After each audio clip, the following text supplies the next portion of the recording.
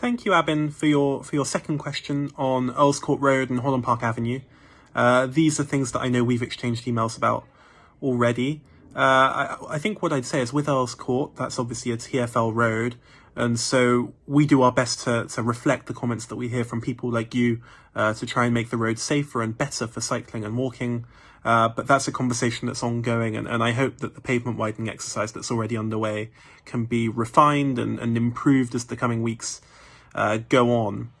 We've also obviously done things like 20-mile-an-hour limits on all of our borough roads, and we're pursuing other cycleways in the area to try and make it as accessible and safe and active for people as we possibly can. Coming on to Holland Park Avenue, obviously our council took a particular view last year, and I think it's really important to remember that, you know, there were more than 20 trees to be cut down. It wasn't clear to us that congestion could be resolved in a way that was satisfactory to either our businesses or our residents. And I think that even now, it's incredibly challenging for it to be democratically sustainable that we deliver a route like this, where the local strength of feeling is quite so great. And so that's why we're pressing on with plans for High Street Kensington, where initial soundings have been much more positive, and where I think there is a greater strategic need.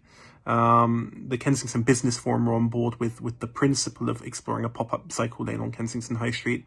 And obviously this will link up to Olympia, and perhaps even elsewhere in the city as more pop-up schemes emerge over the coming weeks. So I think that's really exciting. Holland Park Avenue was, in its own way, a tricky scheme for almost all involved.